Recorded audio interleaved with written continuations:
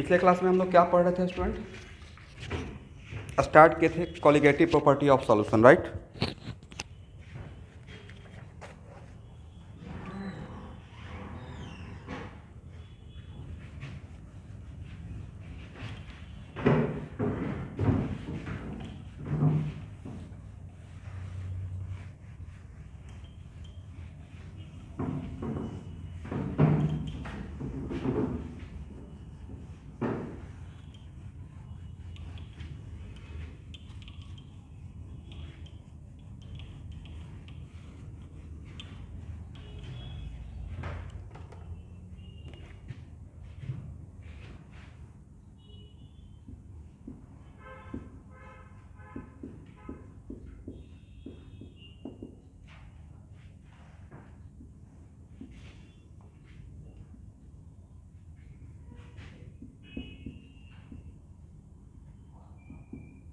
देखिए नंबर कितना है?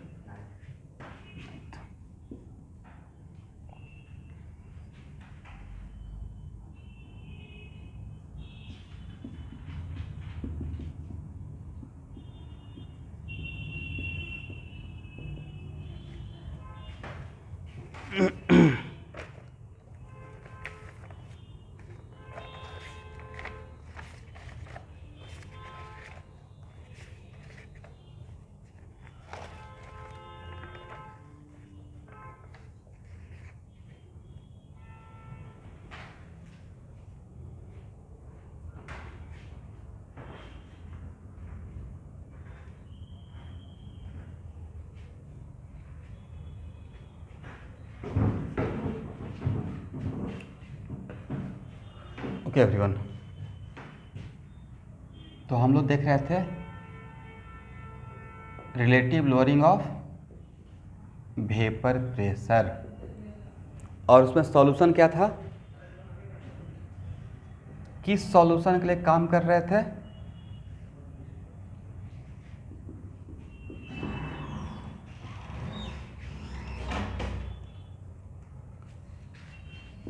सॉल्यूट प्लस सॉल्वेंट बोलना है,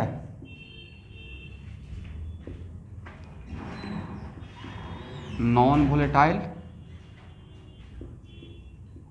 या सॉलिड प्लस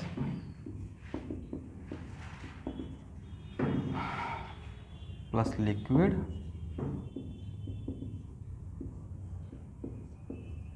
वोलेटाइल, करेक्ट है ना? तो लोअरिंग ऑफ वेपर प्रेशर क्या था?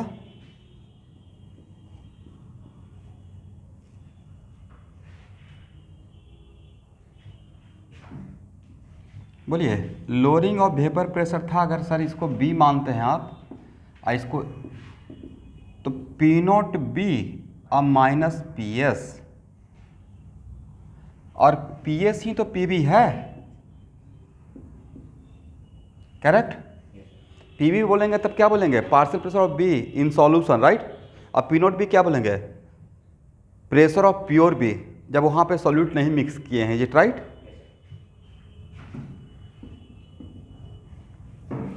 और आर एल वी पी क्या है? P naught B by P naught B, और A value P naught B. अब पी एस के बदले क्या था, एक बार देख लेते हैं। P naught B X B, agree, by P naught B. इसका मतलब है कि प्रॉब्लम सॉल्विंग पर्पस के लिए यहाँ देखिएगा,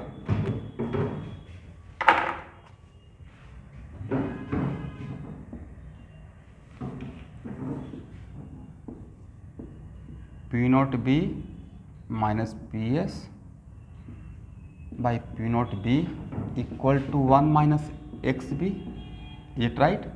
और 1 minus X B equal to क्या एक्स से लिख सकते हैं? यहाँ पे ही मैं चीज़ों को छोड़ा था, राइट?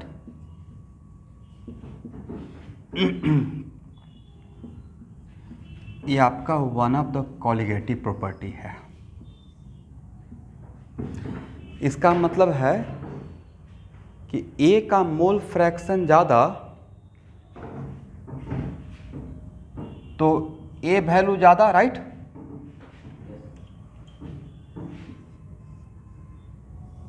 ए का मोल फ्रैक्शन ज़्यादा सॉल्यूशन में, तो ए वैल्यू ज़्यादा, करेक्ट है ना?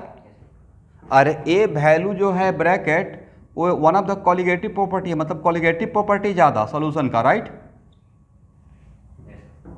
और ए का वैल्यू, ए का मोल फ्रैक्शन ज़्यादा मतलब सॉल्यूट का कॉन्सेंट्रेशन ज़्यादा, करेक्ट? सॉल्यूट का concentration in terms of mole पर लीटर, बोलिए व्हाट एवर।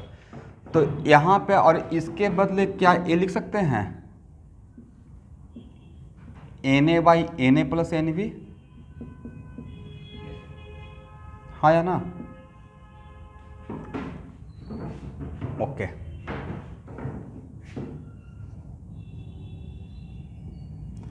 मान लेते हैं कि ओरिजिनल कोई फार्मूला है और ओरिजिनल फार्मूला को ही कुछ इफ एंड बट करके आप एक और फार्मूला बना दिए, तो मेन तो ओरिजिनल फार्मूला ही है, करेक्ट? तो P naught B minus P S, P naught B minus P S और divided by P naught B.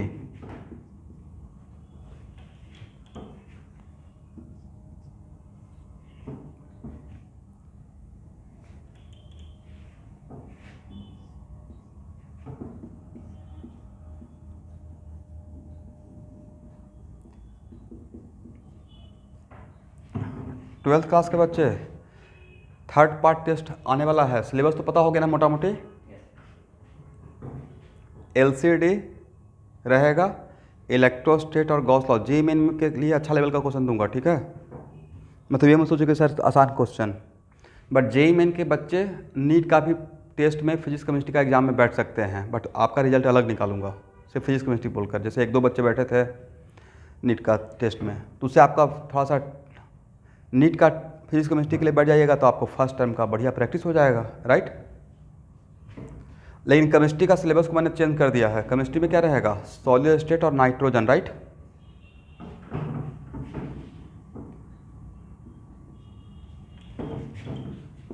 बाकी बायो का तो पता ही है ना, ठीक है? तो यहाँ पे क्या हो जाएगा बताइए तो,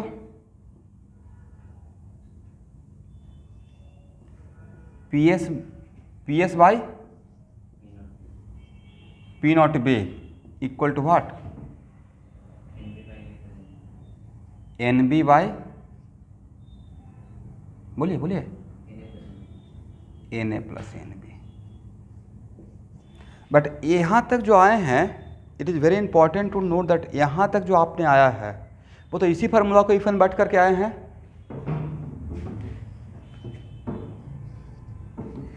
इसी को क्या ऐसे लिख सकते हैं, जस्ट ऐसे ही कर रहे हैं, ठीक है? मान लीजिए ऐसे ही कुछ कर रहे हैं, P naught B by P S, ठीक है ना?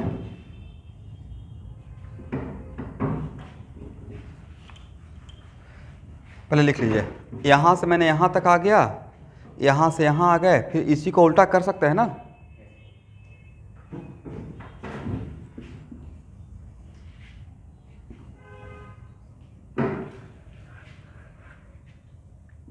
One plus N B by N A equal to P naught B by P S.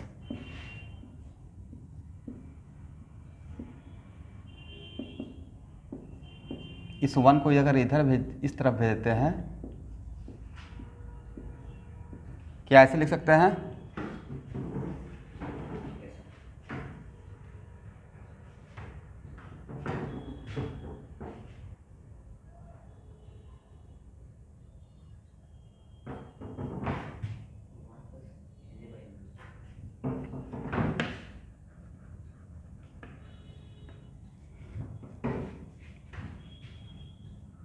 One plus N A by N B, right? इसका मतलब है कि N A by N B equal to, इस one को अगर इस तरफ भेज देते हैं तो माइनस वन हो जाएगा, P naught B minus P S by P S. अब यहाँ देखिए, ध्यान से देखिएगा,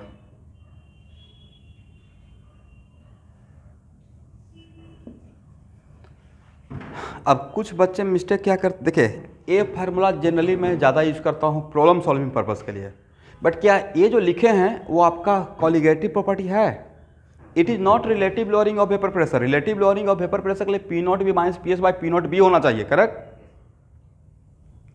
बट बिकॉज इसको इस relative lowering of vapour pressure के फार्मूला से ही कुछ भी नहीं किया, +1 -1 एक करके यहाँ तक आए हैं, तो इसको भी प्रॉब्लम सॉल्विंग पर्पज़ के लिए आर एल वी पी के जैसा कॉलिगेटिव प्रॉपर्टी के जैसा ट्रीट कर सकते हैं, क्योंकि इसी फार्मूला को से यहाँ पे मैंने कन्वर्ट कर दिया, समझे? इससे फ़ायदा क्या रहता है ना कि यहाँ पे जेनरिक क्या रहता है, N A by N T, यहाँ पे क्या है N A by N B, तो थोड़ा इस पॉइंट ऑफ व्यू से कैलकुलेशन के लिए थोड़ा आसान हो रहता है।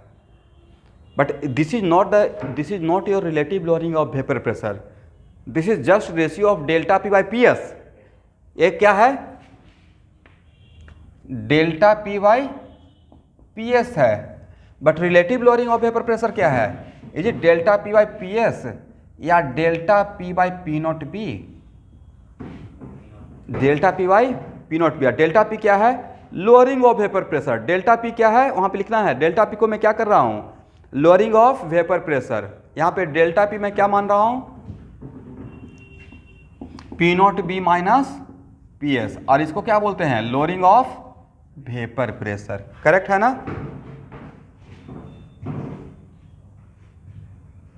यहां तक सबको समझ में आ गया?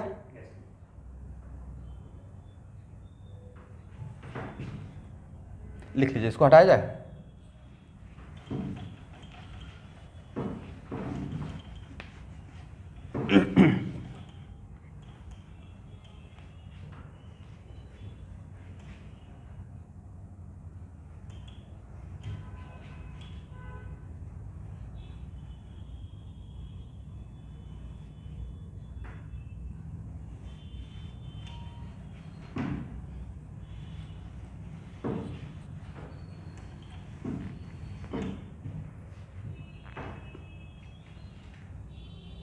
पूरा होने का तो बोलिएगा।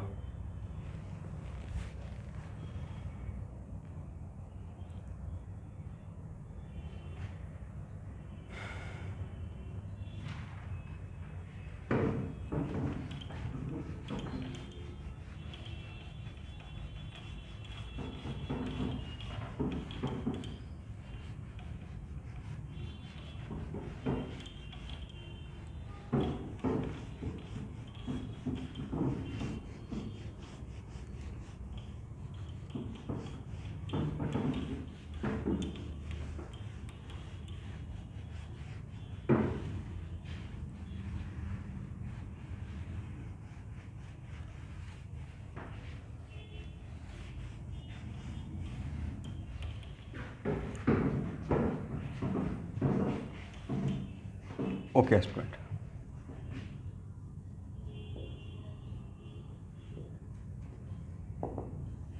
यहां देखिएगा,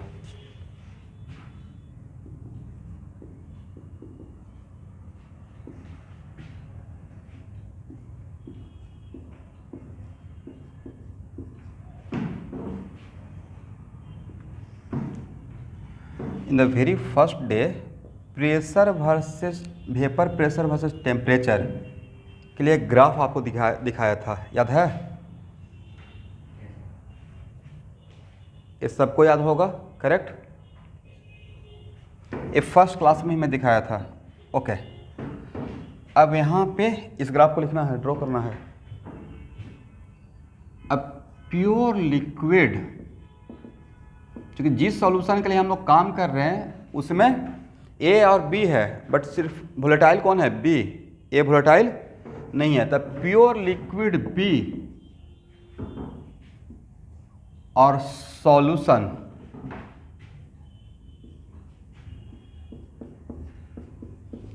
में क्या रहेगा, ए प्लस बी। तो प्योर लिक्विड बी के लिए आप प्रेशर के लिए क्या बोलिएगा,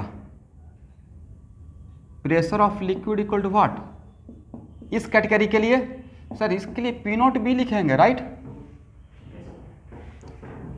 और इस लिक्विड के लिए प्रेशर ऑफ लिक्विड के लिए क्या बोलेंगे, सर ये प्रेशर ऑफ लिक्विड मेरा प्योर बी का नहीं है, ये सॉल्यूशन का है, तो इसके लिए तो लिखना तो ये चाहिए था पी नॉट ए एक्स से अब plus P naught B X B according to Raoult's law but यहाँ पे इसका वैल्यू तो जीरो लेंगे, राइट? तो लिखेंगे ये P naught B X B मतलब पी एस, राइट?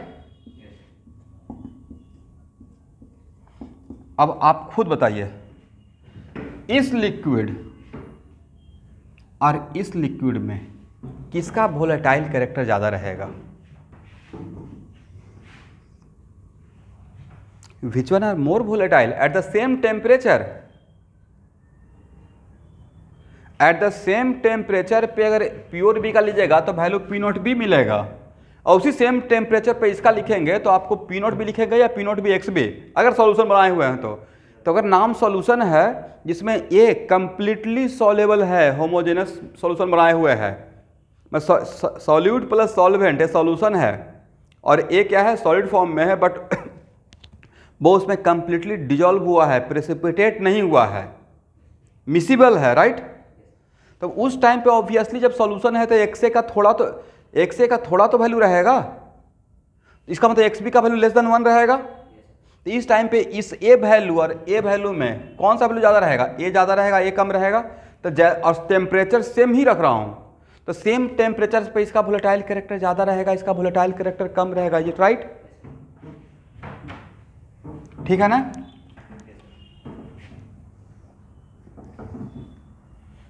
यस, तो अगर प्रेशर वर्सेस टेम्परेचर का ग्राफ ड्रॉ किया जाए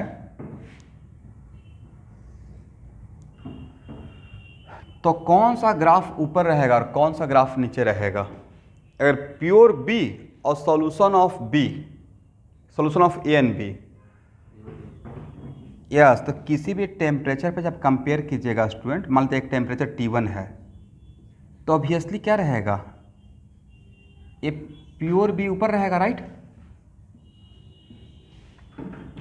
और सॉल्यूशन, ग्राफ का नेचर तो ऐसा ही रहेगा लिक्विड के लिए, हाँ या ना?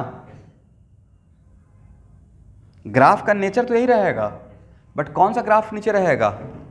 सॉल्यूशन का ग्राफ नीचे रहेगा और प्योर सॉल्वेंट का ग्राफ ऊपर रहेगा। आप लोग समझ पा रहे हैं? तो this is the graph of what? Pure solvent, and this is the graph of pressure of solution, correct? अब एक मिनट रुकिए, इट इज वेरी इंपॉर्टेंट। सब लोग यहां तक समझ में आ गया? इसके बाद आगे बढ़ूंगा।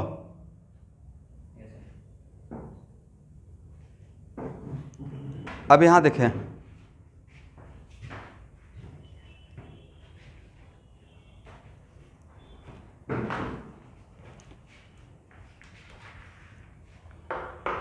सबका ये प्रॉब्लम है?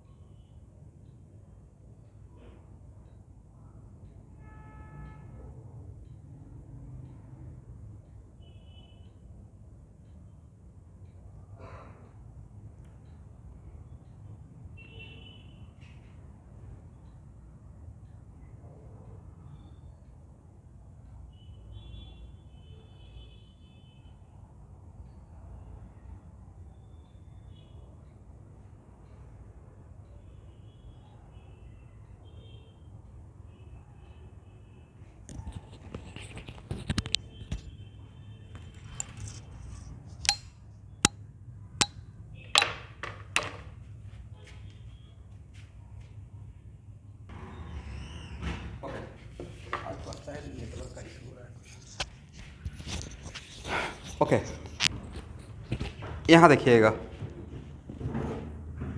इस ग्राफ को सही समझना है क्योंकि ये ग्राफ नेक्स्ट कुछ कोलिगेटिव प्रॉपर्टी में हम लोग काम में आने वाला है, ठीक है? अब it is very important to note that कि मान लेते हैं कि यहाँ पे अगर एक्स बी का वैल्यू ज़्यादा करेंगे, एक्स बी का वैल्यू ज़्यादा करेंगे तो इस पी एस का वैल्यू ज़्यादा होगा, राइट? करेक्ट ना? एक्स और एक्स बी का वैल्यू ज़्यादा करने का मतलब उसको डाइल्यूट करना, राइट? एक्स बी का ज़्यादा, एक्स बी क्या है? सॉल्वेंट है, बी क्या है? सॉल्वेंट है। तो अगर आप सॉल्वेंट का मोल फ्रैक्शन ज़्यादा कर रहे हैं, इसका मतलब सॉल्वेंट का अमाउंट बढ़ा रहे हैं, इसका मतलब डाइल्यूट कर रहे हैं, राइट? डाइल्यूट करने का मतलब सॉल्यूट का कॉन्सेंट्रेशन कम कर रहे हैं। तो जैसे सब लोग समझ पा रहे हैं, बहुत इंपॉर्टेंट है एवरीवन। तो जैसे जैसे XB का वैल्यू ज़्यादा करेंगे वैसे वैसे इसका वैल्यू ज़्यादा होगा, और इसको XB का वैल्यू ज़्यादा करते करते अगर 1 के बराबर कर दिए तो नहीं होता कि P0 PS P0 की V के बराबर हो जाएगा। इट मीन्स व्हाट, इसका मतलब ये हुआ कि XB का वैल्यू ज़्यादा करेंगे तो ये ग्राफ इस ग्राफ के पास जाएगा और कॉन्साइड करेगा, राइट। अगर मोल सॉल्वेंट का अमाउंट ज़्यादा करेंगे, डाइल्यूट करेंगे, तो ये ग्राफ और इस ग्राफ के बीच में गैप ज़्यादा रहेगा या गैप कम होगा? कम होगा। और सॉल्यूट मिक्स करेंगे तो गैप ज़्यादा होगा। करेक्ट है ना? ओके। इसका मतलब है कि अगर इस ग्राफ को 1 बोलते हैं, अगर ये मेरा ग्राफ 1 है और ये ग्राफ सेकंड है, graph second represent for graph of solution and graph first represent for graph of pure liquid V, तो क्या हम लोग बोल सकते हैं, यहाँ पे लिखिए तो, इसका मतलब है कि इन दोनों ग्राफ के बीच का गैप डायरेक्टली प्रोपोर्शनल टू, बोल सकते हैं, mole fraction of solute. Solute का अमाउंट ज़्यादा तो इन दोनों के बीच में गैप ज़्यादा, सॉल्यूट का अमाउंट कम तो गैप कम, और सॉल्यूट का अमाउंट टेंडिंग टू 0 तो ये दोनों ग्राफ के क्या हो गया, कॉन्साइड कर जाएगा, राइट। देखिए, gap between graph first and graph second directly proportional to concentration of solute, directly proportional to concentration of solute।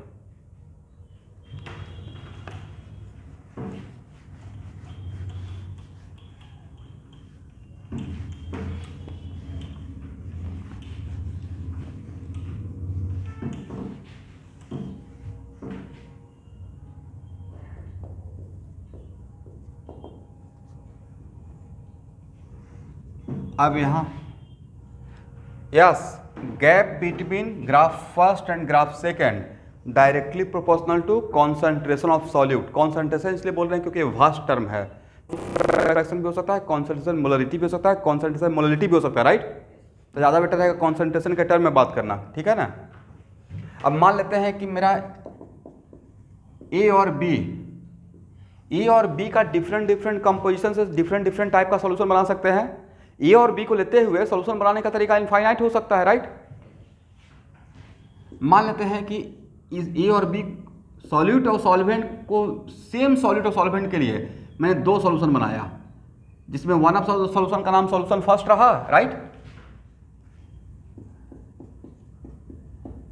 Solution first, और दूसरे सॉल्यूशन का नाम रहा सॉल्यूशन सेकेंड, और 3 ग्राफ दे दिया गया। ऐसे बोल दिया गया कि यह है प्योर लिक्विड का, प्योर बी का। अब तब आपसे पूछा जाएगा, ये भी बोल दिया गया ये है सॉल्यूशन फर्स्ट का, यह है सॉल्यूशन सेकेंड का। Solution first, solution second. अब तब आपसे ऑब्जेक्टिव पूछा जाएगा, ये फर्स्ट और सेकेंड सॉल्यूशन में किस सॉल्यूशन सॉल्यूट का कॉन्सेंट्रेशन ज़्यादा है। यस, अब तो ऑब्जेक्टिव का आंसर दे सकते हैं इस कॉन्सेप्ट के बाद। इसका मतलब है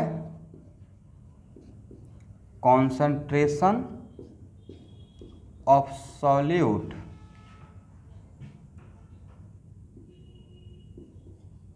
in first less than concentration of solute in second. तो यहाँ तक ग्राफ को समझने और एनालाइज करने में कोई प्रॉब्लम हो जाएगा ना।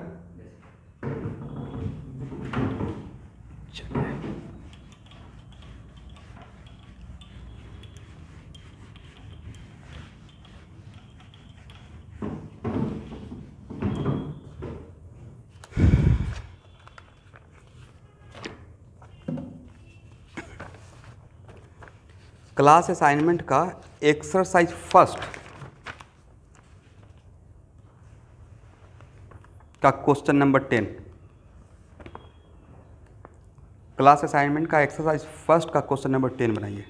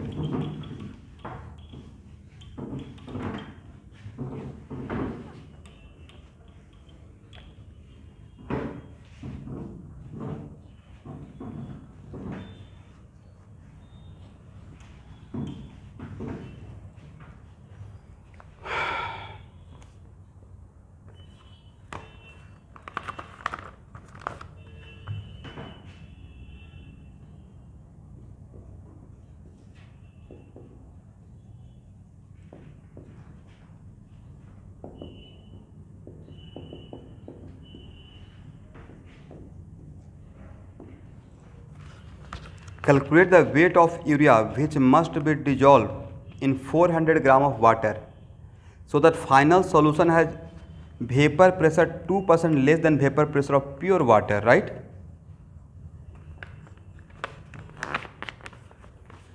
अब यहाँ पे एक इन्फॉर्मेशन, हालांकि तो डिफ़ॉल्ट में हम लोग को पता रहता है, बट फिर भी लिख लीजिए, urea is non volatile. Urea क्या है? Non volatile.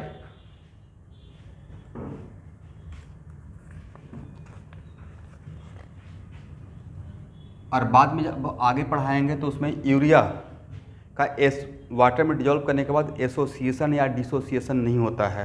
नॉन इलेक्ट्रोलाइट भी है, नॉन वोलेटाइल भी है, नॉन इलेक्ट्रोलाइट भी है, करेक्ट? मतलब ये आपको इन्फॉर्मेशन ऑलरेडी दिमाग में रहना चाहिए। यूरिया बहुत फेमस एग्जाम्पल है इस चैप्टर का, करेक्ट?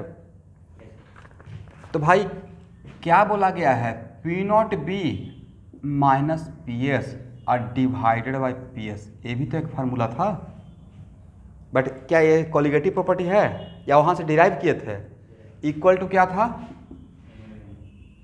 बोलिए, number of moles of solute और divided by what? Number of moles of solvent. अब पी एस के लिए क्या लिख सकते हैं? 0.98%, 0.98 इंटू पी नॉट बी, हाँ या ना? 2% कम है, इसका मतलब 0 पी एस का वैल्यू इतना रहेगा। यहाँ पे B stand for what? Solvent, right? तो यहाँ पे मान लेते हैं P naught B equal to P naught, तो 0.98 पी नॉट, तो P naught minus 0.98 P naught और divided by P naught, sorry divide by 0.98 P naught equal to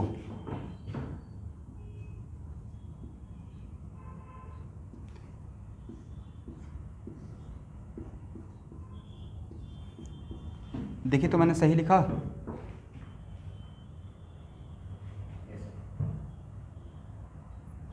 और निकालना क्या है? Mass of urea. Only unknown is what? क्या यहाँ से सॉल्व करके मास ऑफ यूरिया निकाल लेंगे सब लोग? पी नॉट और पी नॉट और पी नॉट आपस में क्या हो गया? Cancel. From here you get the value. अब कैलकुलेशन कर लेंगे एवरीवन। चलिए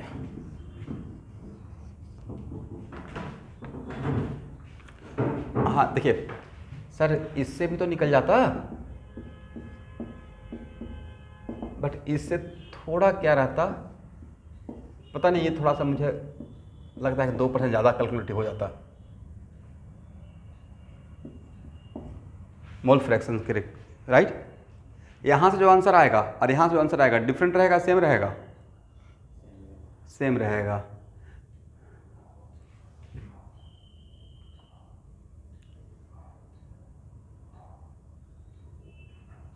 कौन सा फिर से बोलिए तो? P not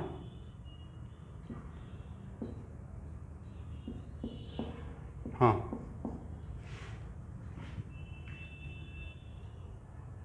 98/100 P not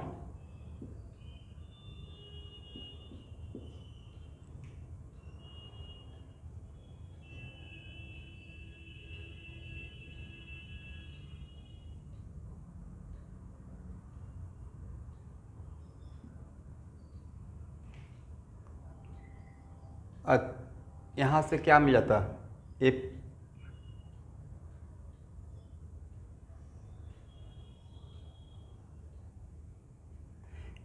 a आपने क्या किया? अच्छा दिस इंटू दिस, तो बात तो वही एक ही है। हाँ बिल्कुल बिल्कुल, बट बात तो एक ही है ना, ले दे के फिर तो वहाँ पे ही, वहाँ से भी आ सकता है। हाँ चलिए, लेकिन इन दोनों फार्मूला को आप दिमाग में रखिएगा, यहाँ से बना लेंगे, जो आप जो बोल रहे हैं वो उससे भी बन जाएगा। चलिए question number 11, do it fast.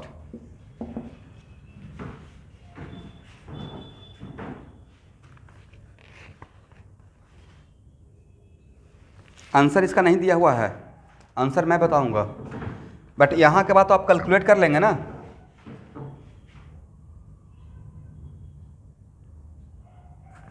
तो जो आप, हाँ जो भी कैलकुलेट करके आंसर आएगा वही आपका आंसर रहेगा। एक्सरसाइज फर्स्ट का आंसर मैं बताते रहूँगा। एक्सरसाइज फर्स्ट का क्वेश्चन नंबर 11,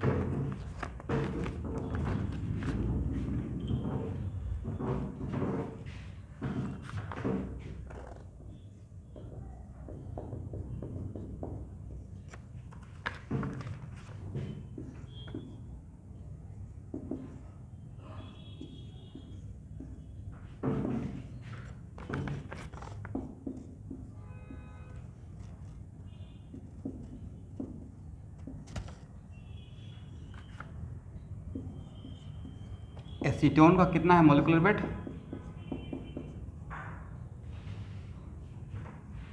12 × 3 अब +6 अब +16 कितना हो जाएगा एवरीवन? 36 अब +22, ठीक है ना। 8 कितना 58, 283 और -271 और divide by 271 equal to 10/m solute into 58/80। देखिए तो मैंने सही लिखा।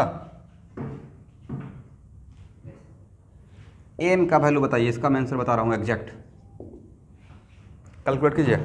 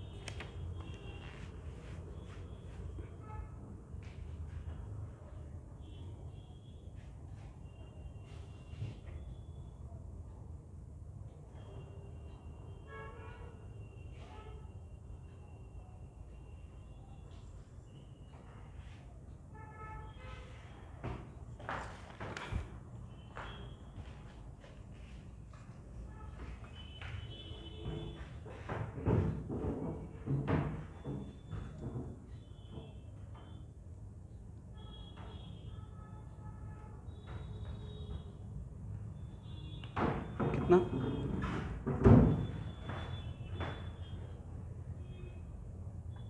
आंसर तो 163 है।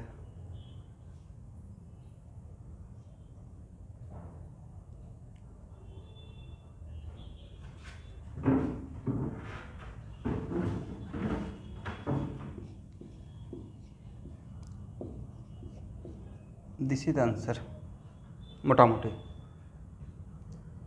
कैलकुलेट हो जाएगा एवरीवन।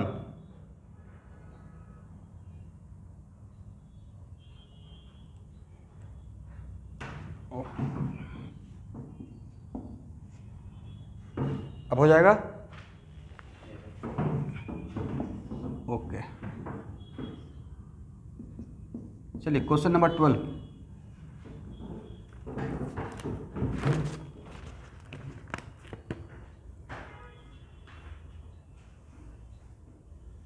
ये सब क्वेश्चन डेमो है, इसको सोचकर ये मत सोचिएगा कितना ही आसान रहेगा सारा प्रॉब्लम।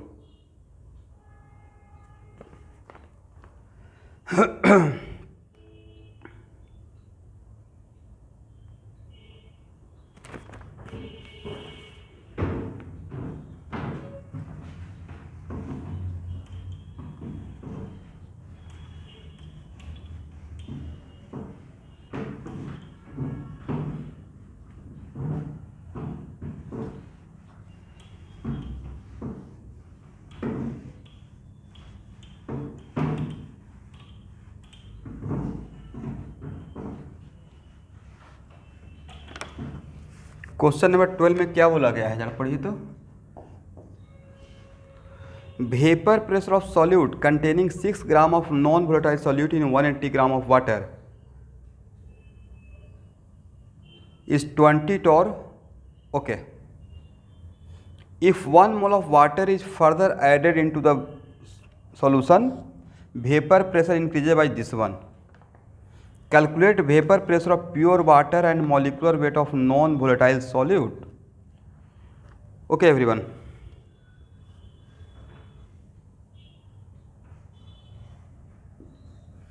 क्या क्या निकालना है सर? पी नॉट बी निकालना है, करेक्ट। यहाँ देखिए, और क्या निकालना है? मॉलिकुलर वेट ऑफ सॉल्यूट निकालना है, ठीक है ना। तो भाई दो अननोन है तो कम से कम दो इक्वेशन तो डेवलप करना पड़ेगा, आना कुछ बोलिए। अब दो इक्वेशन डेवलप करने के लिए दो इन्फॉर्मेशन भी दिया हुआ है। फर्स्ट इन्फॉर्मेशन के रिगार्डिंग पी नॉट माइनस 20 और डिवाइडेड बाई 20, मैंने क्या लिखा? P naught B minus P S by P S equal to 6 by molecular weight of solute को मैं m मान लेता हूँ,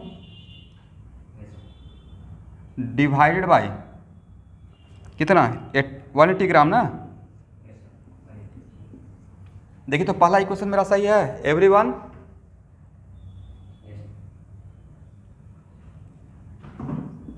ओके, फिर if 1 mole of water is further added into the solution vapour pressure increases by, इसका मतलब है कि 1 मोल आप सॉल्वेंट को ऐड कर रहे हैं, मतलब डाइल्यूट कर रहे हैं, तो ऑब्वियसली वेपर प्रेशर थोड़ा बढ़ेगा, राइट। बट वेपर प्रेशर बढ़, सॉल्वेंट ऐड करने से प्योर वाटर, प्योर सॉल्वेंट का तो नहीं बढ़ेगा, प्योर सॉल्वेंट का तो पी नॉट का पी नॉट ही रहेगा, करेक्ट ना। बट ए कितना हो जाएगा? 20.02 और डिवाइड बाई 20.02 इक्वल टू क्या आपने इसका बढ़ाया तो 6 बाई एम और डिवाइडेड बाई ए कितना था? 10। अब यहाँ पे क्या लिखते हैं? 10 या 10 प्लस 1 11। क्या दो इक्वेशन दो अननोन हो गया? अब यहाँ से आप इक्वेशन फर्स्ट को सेकंड से डिवाइड कर देंगे तो आपको पी नोट भी निकालने में आसानी रहेगा, और जब पी नोट भी निकाल लीजिएगा तो एम निकाल लीजिएगा, राइट। सॉल्व हो जाएगा।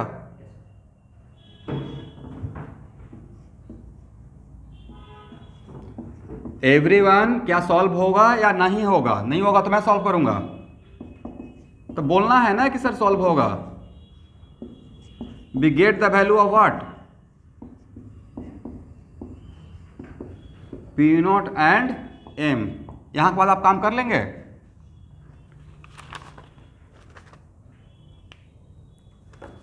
ओके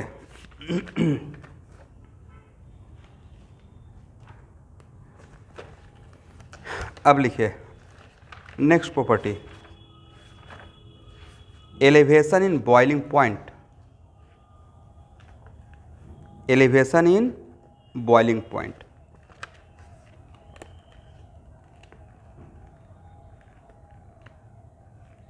अब नेक्स्ट क्वेश्चन, बॉइलिंग पॉइंट का डिफिनेशन फिर से लिखना पड़ेगा या बॉइलिंग पॉइंट का डिफिनेशन आपको पता है? What is the definition of boiling point of liquid?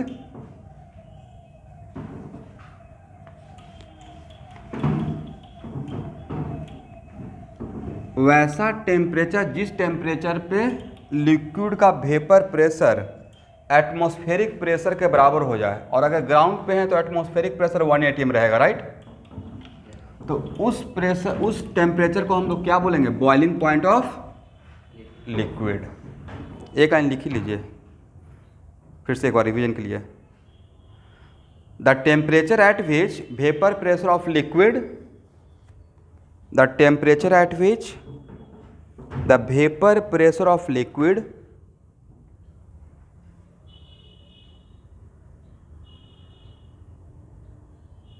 becomes equal to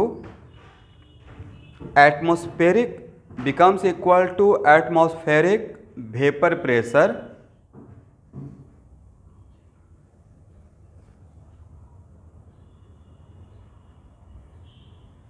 is called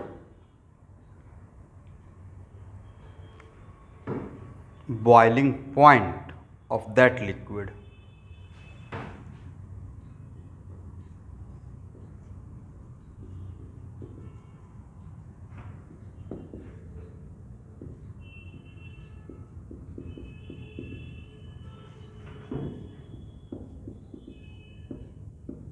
Elevation in boiling point.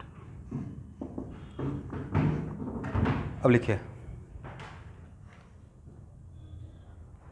after addition of non-volatile solute, after addition of non-volatile solute,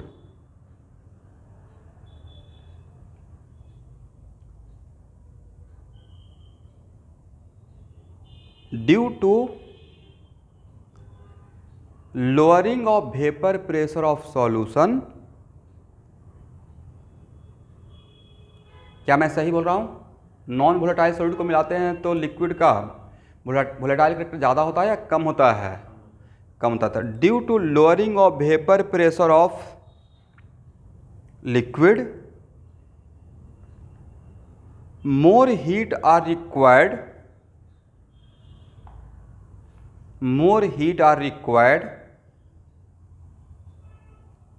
to increase the vapor pressure of solution, more heat are required to increase the vapor pressure of solution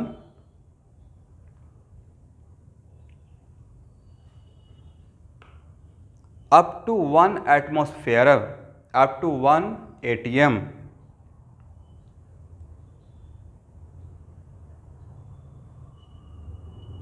That is why boiling point of solution increases. That is why boiling point of solution increases.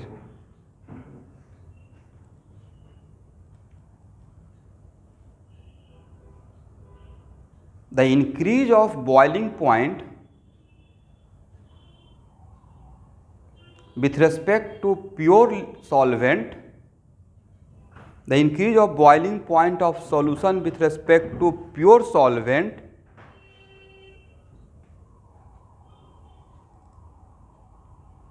is called elevation in boiling point, is called elevation in boiling point. ये बात समझ में आ गया?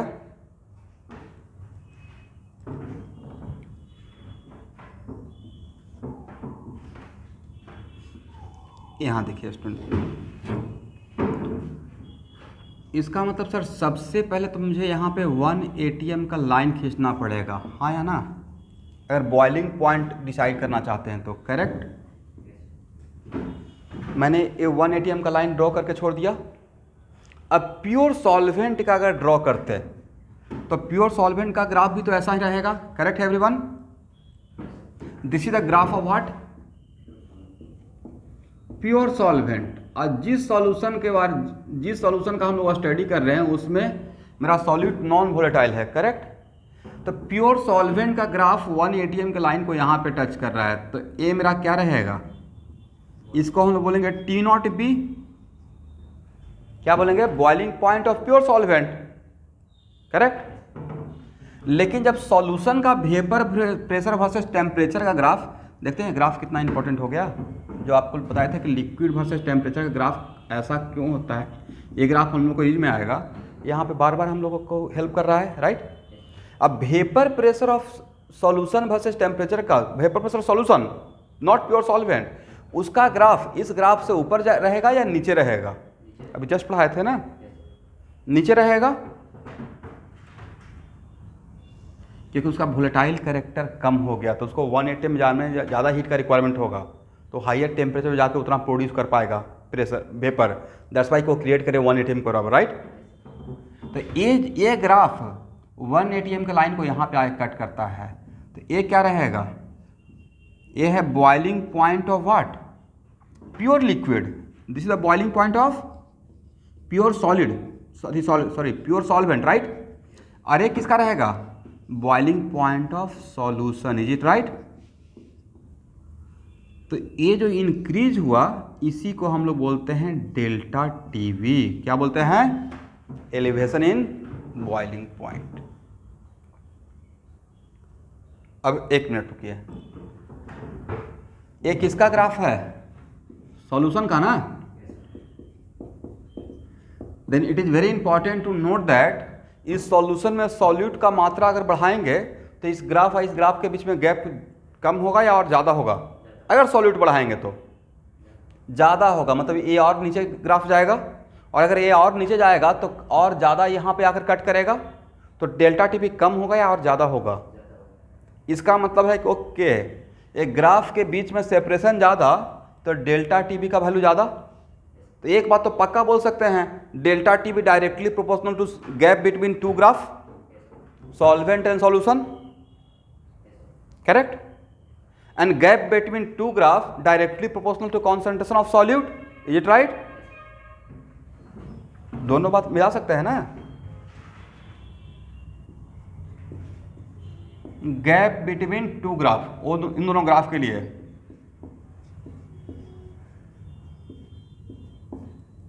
Directly proportional to what, concentration of solute. ये पहला equation just ऐसे ही समझाने के लिए। And gap between two graph also directly proportional to delta T B. अरे दोनों इक्वेशन को मिला दिया जाए तो क्या ये बोल सकते हैं, delta T B directly proportional to concentration of solute।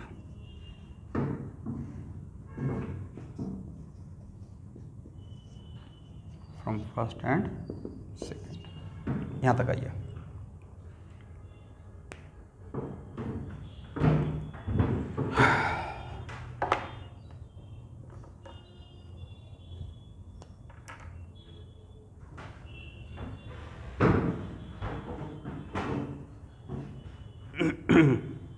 यहाँ तक हो गया।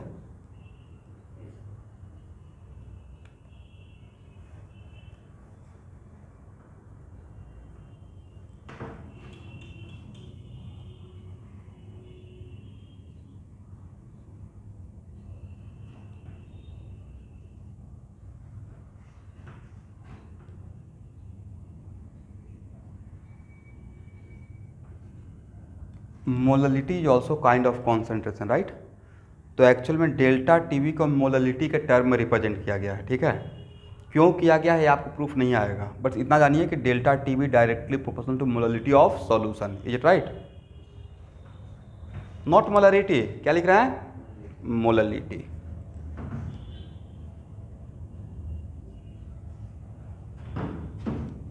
Then delta T B equal to K B into M. यहाँ पे के बी क्या है? Constant of proportionality. देखिए K B is constant of proportionality.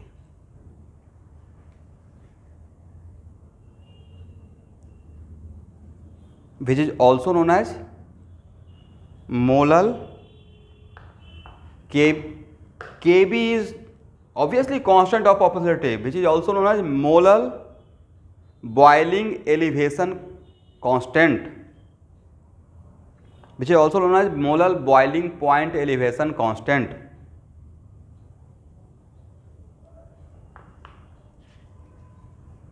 Which is also known as molal boiling point elevation constant.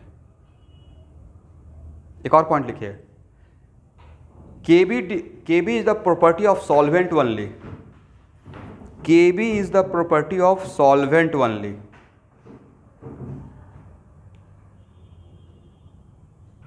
KB is the property of what? इसका मतलब है same solvent को रखते हुए सॉल्यूट को चेंज करेंगे तो क्या केबी का वैल्यू चेंज होगा? नहीं चेंज होगा। सॉल्वेंट सेम तो केबी का वैल्यू सेम। केबी किसका प्रॉपर्टी है? सॉल्यूट का नहीं है। ये किसका प्रॉपर्टी है? सॉल्वेंट का है।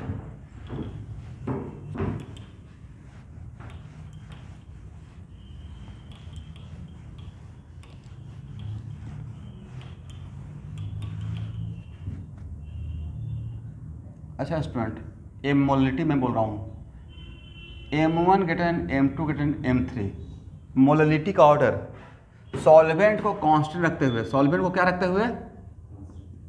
कांस्टेंट। तो डेल्टा टीबी का ऑर्डर क्या हो जाएगा? Delta TB 1 greater than what? Delta TB 2 greater than, yes लिख लीजिए।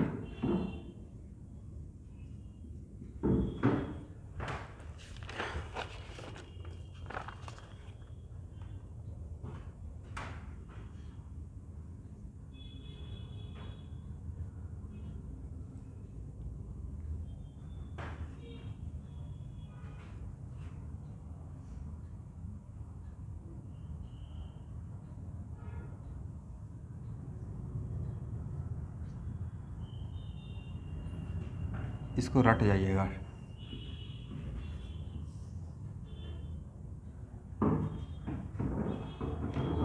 बाकी स्टूडेंट बता सकते हैं। देखिए तो बोर्ड ब्लर है क्या स्टूडेंट?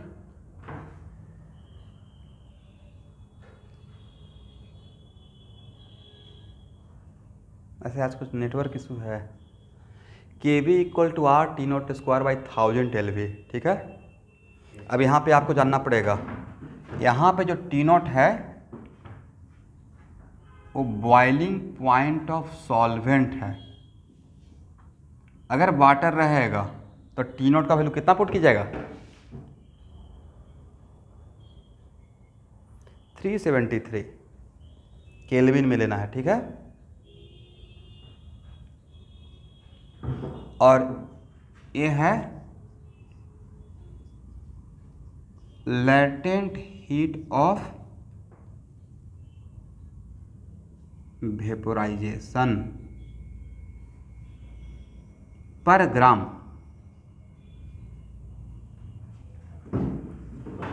एलवी क्या है भाई? ये प्रॉब्लम में यूज में आएगा, ये प्रॉब्लम में यूज में आएगा।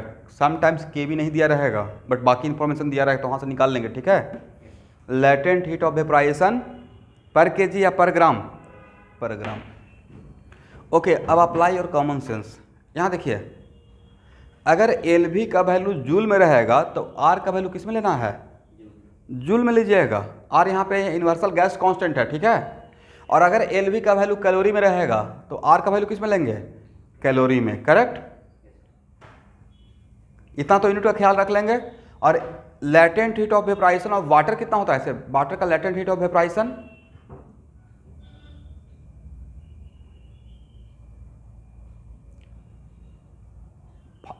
540 कैलोरी पर ग्राम होता है most likely. What is the latent heat of vaporisation of water? 540 calorie पर ग्राम, ऐसे डेटा में दिया रहेगा।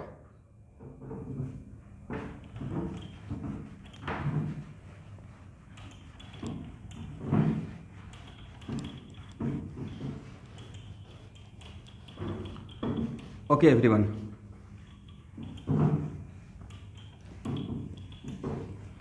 यहाँ देखिए डेल्टा एच भी क्या है,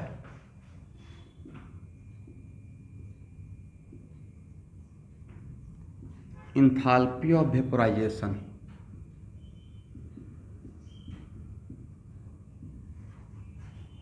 ध्यान सुनिएगा, और इंथैल्पी ऑफ वेपोराइजेशन डिफाइंड किया जाता है पर मोल के लिए, पर ग्राम के लिए या पर मोल के लिए। जैसे हीट ऑफ फॉर्मेशन 1 मोल के लिए, तो इंथैल्पी ऑफ वेपोराइजेशन यहाँ पे डेल्टा एच भी क्यों क्या मान रहा हूँ, इंथैल्पी ऑफ वेपोराइजेशन पर मोल, बट इंथैल्पी ऑफ वेपोराइजेशन किसका, ऑफ सॉल्वेंट, करेक्ट। तो भाई एल वी और डेल्टा एच वी में क्या रिलेशन है, डेल्टा एच वी को अगर मैं मॉलिकुलर वेट ऑफ सॉल्वेंट से डिवाइड कर दूं, मतलब ये डेल्टा एच क्या है, डेल्टा एच है हीट ऑफ वेपोराइजेशन पर मोल, पर मोल मतलब 1 मोलर मास के लिए, करेक्ट। तो अगर इस वैल्यू को मोलर मास से डिवाइड कर दें तो पर ग्राम मिल जाएगा। इसका मतलब this is the relation between this and this. तो क्या एल भी के बदले ये पुट कर सकते हैं वहां पे, के बी का दूसरा फॉर्मूला डेवलप करने के लिए?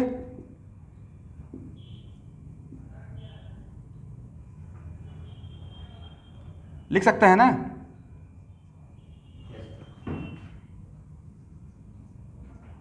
और मॉलिकुलर वेट को ऊपर लेके चले जाएं, मॉलिकुलर वेट ऑफ सॉल्वेंट,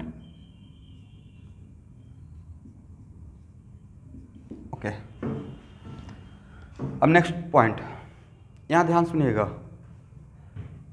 जहां पे फेज का चेंज होता है वहां पे हम लोग क्या मानते थे, इक्विलिब्रियम थर्मोडायनेमिक्स में, करेक्ट। इसका मतलब है बॉइलिंग पॉइंट पे, कौन सा पॉइंट पे, at boiling point converted into vapour, जहां तक मुझे याद है कि डेल्टा जी, यहां देखिए ये इक्वेशन जो लोग नहीं जानते हैं वो जाना कीजिए। एक इक्वेशन आता है सेकेंड लॉ ऑफ थर्मोडायनेमिक्स में, delta G equal to delta H minus T delta S, याद है आप लोग को? इससे स्पॉन्टेनिटी चेक करते थे, राइट। बट फेज ट्रांसफॉर्मेशन के टाइम पे और इक्विलिब्रियम पॉइंट पे डेल्टा जी का वैल्यू क्या होता है, 0। एट इक्विलिब्रियम डेल्टा जी का वैल्यू क्या होता है, जो नहीं जानते हैं आज से पहले वो आज से एक नया बात जानिए कि इक्विलिब्रियम पॉइंट पे एक इक्वेशन है सेकेंड लॉ ऑफ थर्मोडायनेमिक्स का, राइट, जिस इक्वेशन का नाम है Gibbs Helmholtz equation. Equilibrium point पे डेल्टा जी का वैल्यू होता है 0, पहला नॉलेज। और दूसरा पॉइंट कि फेज ट्रांसफॉर्मेशन जहाँ पे होता है वो 2 ही पॉइंट है, मेल्टिंग पॉइंट और बॉइलिंग पॉइंट, वहाँ पे इक्विलिब्रियम मानते हैं, किसके बीच में, लिक्विड और वेपर के बीच में। तो वहाँ भी डेल्टा जी का वैल्यू कितना क्या पुट करेंगे, 0 पुट करेंगे, ये राइट। इसका मतलब है कि एट बॉइलिंग पॉइंट क्या डेल्टा जी का वैल्यू 0 कर दें, लेकिन जैसे ही at boiling point delta G का वैल्यू 0 करेंगे तो डेल्टा एच को क्या लिखेंगे, डेल्टा एच वेपोराइजेशन और माइनस टी का value T naught boiling point वाला, राइट। और डेल्टा एस क्या लिखेंगे, delta S vaporisation change enthalpy at vapour. तो डेल्टा एस को क्या पढ़ेंगे, सॉरी डेल्टा एस को क्या पढ़ेंगे, यहाँ पर डेल्टा एस क्या है, बोला कीजिए भाई, change of what, entropy, change of entropy है ना, इसको बोलेंगे change of entropy during vaporisation, right. तो भाई डेल्टा एच भी को क्या हम लोग ऐसे लिख सकते हैं, टी नोट डेल्टा एस भी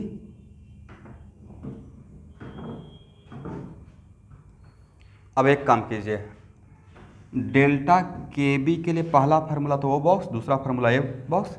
इस फार्मूला में क्या डेल्टा एच भी के बदले आप ये वैल्यू पुट कर सकते हैं जो मैं वहाँ पे दिखाया, पुट कीजिए, फार्मूला क्या बनता है?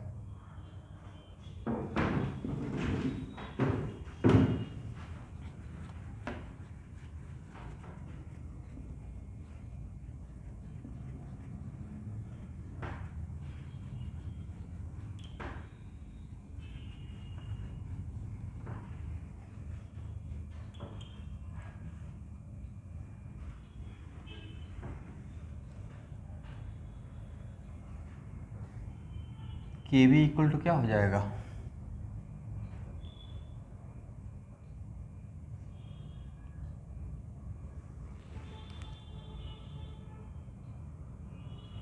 Are T naught square molecular weight of solvent divided by 1000 T not delta S भी, टी नॉट से एक टी नॉट कैंसिल हो जाएगा, are T not molecular weight किसका? सॉल्वेंट का, और divide by 1000 S delta S भी।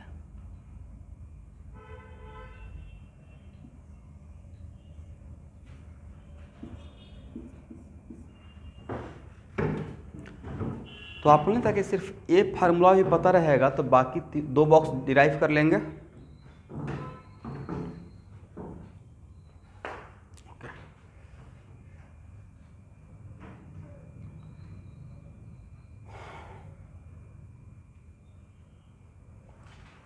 तो स्टूडेंट आज का क्लास इतना ही रहने दीजिए ड्यू टू सम रीजन, ठीक है? और अभी लाइन पे बने रहिएगा। ड्रॉपर बैच का क्लास इतना ही, ठीक है एवरीवन?